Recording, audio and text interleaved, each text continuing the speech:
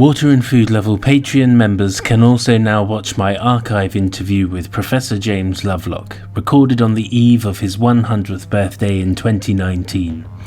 The interview was recorded for the Cambridge Climate Lecture Series, but only a small segment was used. Jim gives his views on a range of subjects, including how society stymies education, about the potential for geoengineering, and the overall outlook for humanity. This is over 25 minutes of interview, and whether you agree with Jim or not, he was one of the great thinkers of the last 100 years, who died in 2022 on his 103rd birthday. Well, if you want my personal view on this, I don't think that humanity's going to be bothering about this very much longer, perhaps not longer than this century. We are evolving still and changing. And the things we're changing into are brighter than we are. And I'm not talking about robots now or mechanical devices. I'm talking about evolution. We, all of us, are evolving into other things. I think it's a very interesting future. In this ClimateGenn episode, I speak with climate scientist and author Professor Bill McGuire about his recent book titled Hothouse Earth. Bill discusses the necessity to discuss worst-case climate outcomes at a time when emissions are still rising and political leaders are looking the other way. We discuss the absence of global leadership in the fight to hold temperature rise to within the boundaries that humanity has thrived for the last 11,000 years.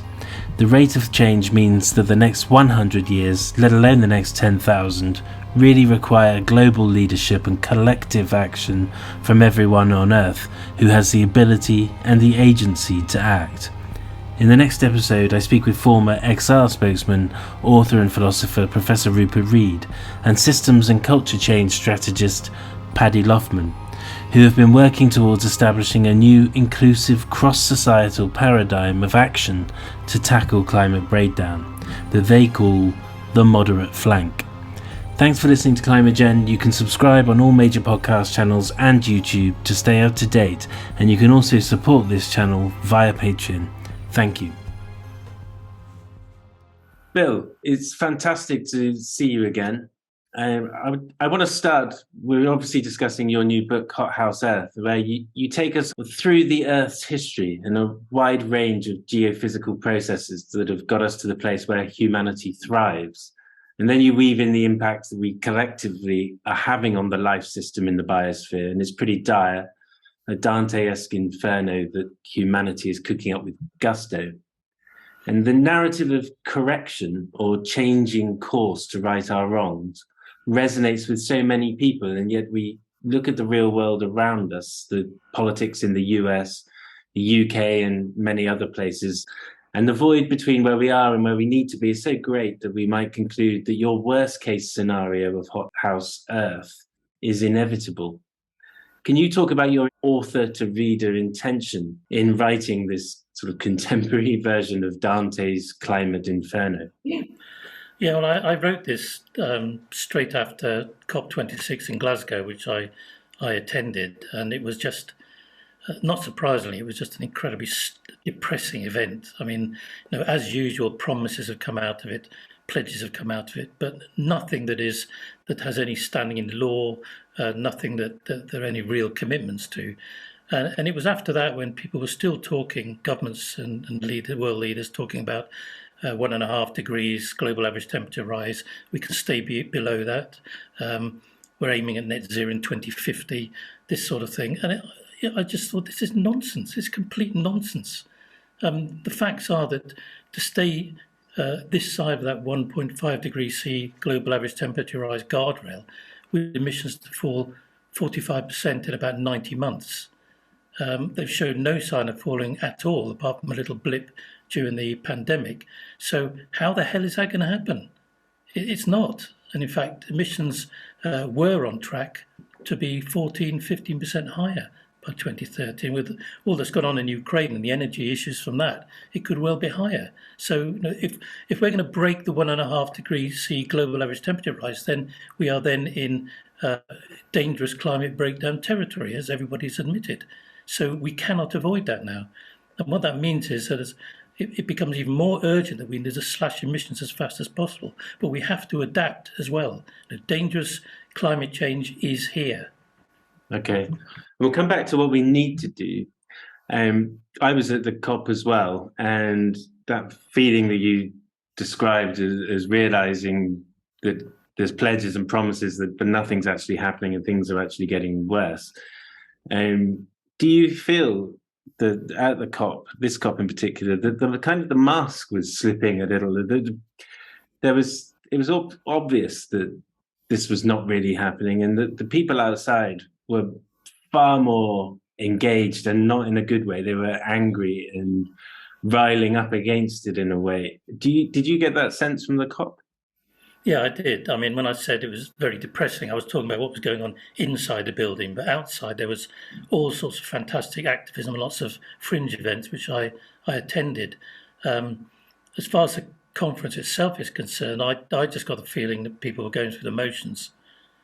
I didn't think any of them believed that anything concrete was going to come out of it, and nothing concrete did.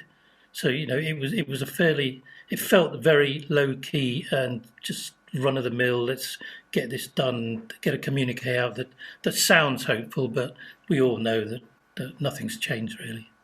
Okay. I want to just come now to a theme that seems to emerge that you've addressed in the book and again recently in an article in The Guardian. But this idea of climate doomers that point to the apocalypse and climate appeasers that claim it's not all that bad and we're going to get through it. And then there's the sort of what I call reality mongers who are looking at the science and at our response at the national and international level, like you've just been talking about. And it currently sounding like doomers in a way.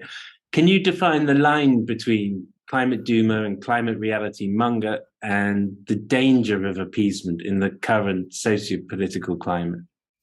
Yeah, well, these terms have been changing their meaning a little bit recently, which is what persuaded me to write the piece in The Guardian. I mean, climate doomers or doomists or whatever you like to call them used to be people who said, well, it's too late to act, we've had it, we're all going to go extinct, etc. But recently there have been attacks on climate scientists and others who just want more of a focus on bad case and worst case scenarios.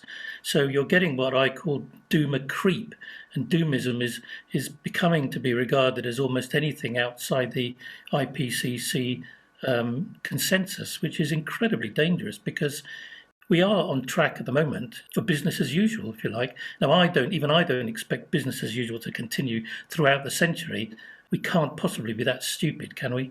Now, that's where we are at the moment. So ignoring 3 degrees, 4 degrees, 5 degrees C global average temperature rise is madness. I was looking at a report recently that said that the IPCC should be looking much more closely at bad and worst cases because these aren't particularly likely, but they're certainly perfectly possible. So as the IPCC produced a special report on 1.5 degrees, it really needs to look at the worst cases as well, because they are part of our future. They're certainly possible, and we can't ignore them the way things are going at the moment.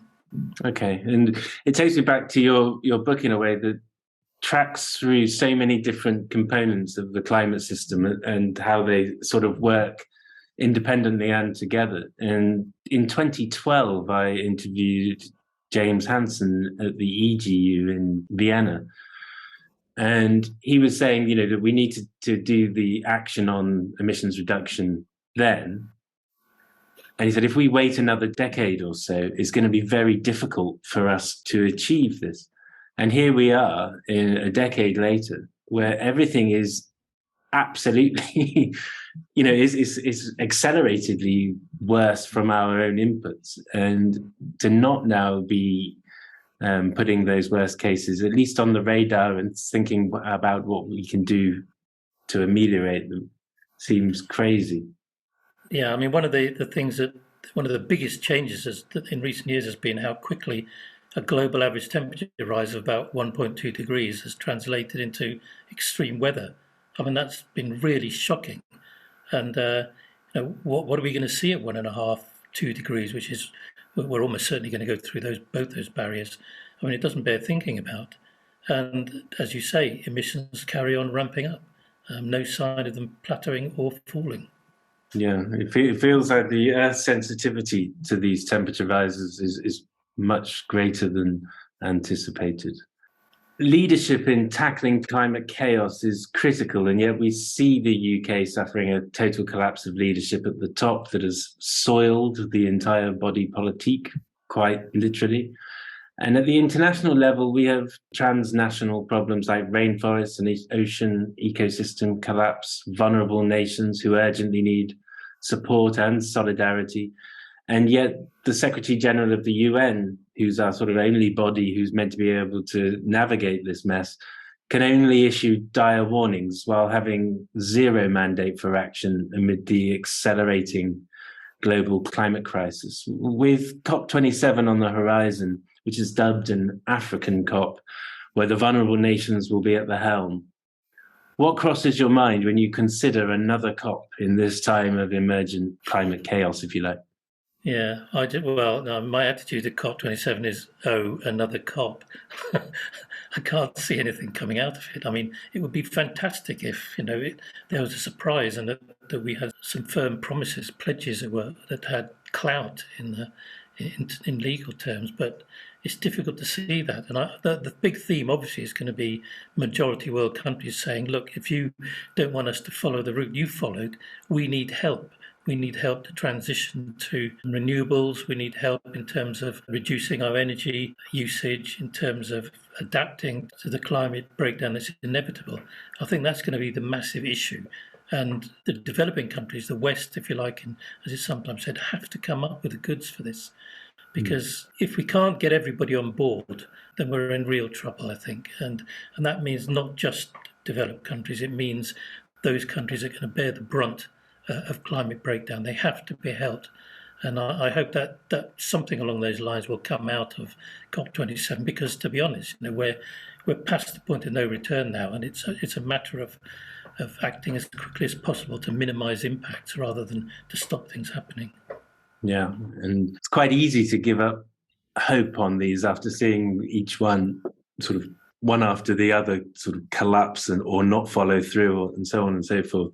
But for a lot of these countries, there is no other forum for them to present their case and actually make the demands that they have to make. So I think there is a sort of element of the solidarity that we've got to keep pushing.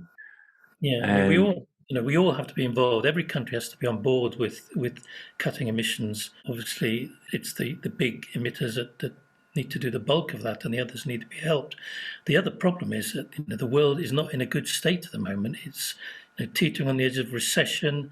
There are massive problems in countries like the UK, Europe, the US in terms of cost of living.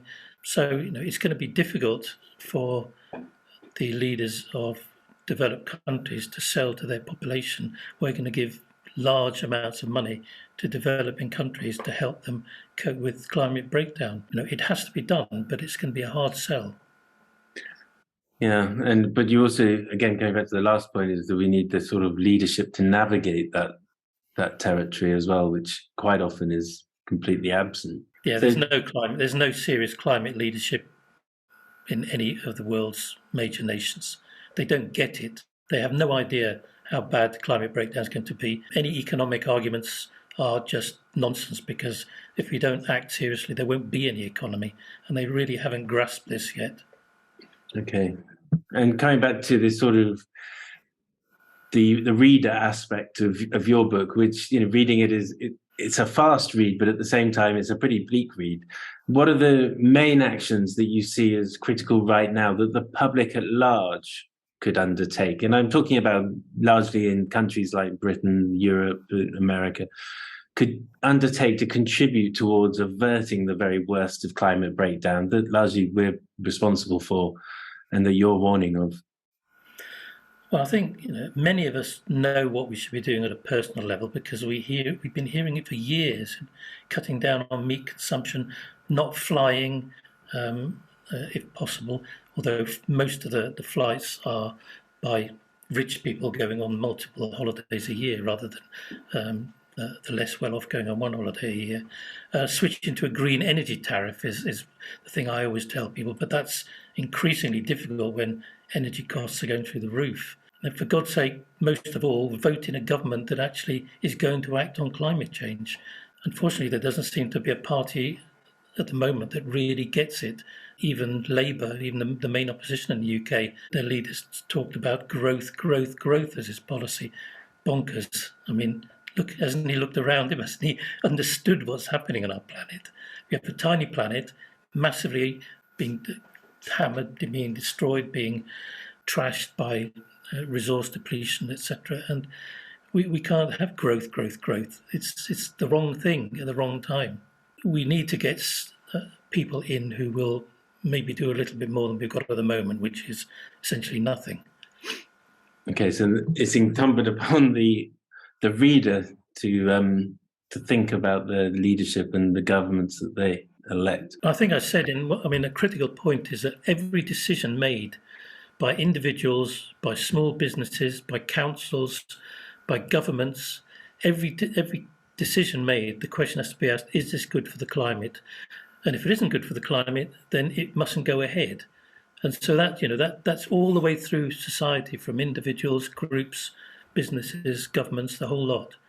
And if we could ask that question every time we decided to go on holiday or to buy a car, or what meal we were going to eat, or indeed what energy sources we were going to build, or whatever, if you're a government, every decision needs to be asked in light of that question. And it's just not happening at the moment. Do you think, based on what you've just said, it's coming back to the individuals, the local communities, the businesses and the local government, etc., the more we can converse about it and talk about it amongst ourselves, we are kind of forming the foundations that goes eventually past your national government and back up to where we should be, where the head of the UN should be able to take action to protect an ocean ecosystem, to make sure that a vulnerable nation is getting the help that they need, or the Amazon is protected properly, or any other forest for that matter. That we've eroded the foundations right at the basic level, and we can't seem to address the issues properly. No, I mean, without leadership at the top, the only way forward is from the ground up, groundswell of public opinion, and people like Greta and organisations like Extinction Rebellion, Just Stop Oil, etc., have pushed climate change way up the agenda. So they're doing a fantastic job. But more and more people need to be got on board. I can't see world leaders changing unless there's a clamour from below to change. So in that sense, the action of every individual is incredibly important if all those individuals act together. But without that, I can't see an obvious way forward, to be honest. Do you think the hopelessness of the government in the UK at the moment, and what we're looking at is a very, very serious crisis with the cost of living, with fuel and so on and so forth. Could that be a sort of a proxy for people action that actually is related to this climate breakdown in a way? Yeah, but it could go one of two ways, couldn't it? I mean, the cost of living crisis and the climate crisis could work to raise people en masse, if you like, saying we want something different. And that could be something good. It could be a sea change in how we produce our energy, how we live our lives, which would solve both issues. But it could go another way as well. It could go the way, I think I mentioned this in the book, that as climate breaks down further, as society starts to fray the edges, there might be a tendency to vote in populist leaders and with populist policies who promise all sorts of things. And that could make things catastrophic. If we end up as a result of climate collapse with a lot of populist leaders, then there's almost no hope in those circumstances. At the end of Hothouse Earth, you depict two possible outcomes for London in 2100. The first is a very bleak landscape of collapse, and the second, a survivable, different evolution of the city. Given the bulk of the book is drawn from scientific research papers and rigorous analysis, etc., how much is the forecast given at the end an accurate depiction of two viable outcomes, and how much of it is conjured from a sort of worst nightmare and a concession of hope at the last minute? Well, yes, there are two scenarios for London at the end of the century. It's a bank holiday, I think, and it's hot. It's 40 degrees or whatever. But there are differences in one. London is semi-derelict. A lot of people have moved north, moved somewhere cooler. There's very little happening, very little going on. In the other one, there's been a transformation so that the city's much greener. It has green roofs everywhere, it has solar panels everywhere. It's hot, but temperatures are forecast to start coming down in the decades ahead. The roads are not occupied by cars anymore. There's electric trams, etc. There's huge market gardens around the city. This is my imagination, but it's imagination rooted in things that people have talked about and solutions people have talked about. So the first dystopian sort of picture is where we're headed at the moment, because we're not preparing as we should be to cope with what's coming. The utopian, if you like, example of where we might be is not impossible by any means. We know how to do all these things. We know what needs to be done to tackle climate breakdown and to adapt to it, but we're just not doing it at the moment. So one of those scenarios is effectively where we're likely to end up at the moment, and the other one is where it would be nice to end up if we start acting seriously now. I like that because it's like a visual sort of milestone, that's something is tangible for people to aim for, if you like, and talk about. This is really to end with. On a scale of 1 to 10, what do you give our chances of achieving the better case outcome for London? Well, at the moment, I sort of, I'd have to put it at 2 or 3 out of 10, I'm afraid. I would love to be more optimistic, but it's very, very difficult at the moment to think that we might end up somewhere like that. It's not impossible, but we need big changes, very big changes now, really. Okay. Well, I was hoping for a 5, but there we go. Not the day it might have been 5, but the day it was 3. Thank you very much. It's been great to speak to you. Yeah, you too. Thanks again for listening. If you are interested to help support this series and help expand the discussion around climate topics, then please do consider backing my channel via Patreon. It will help me produce more content, and you will also gain access to more expert interviews. It would be great to engage more with audiences too and understand your views on these topics.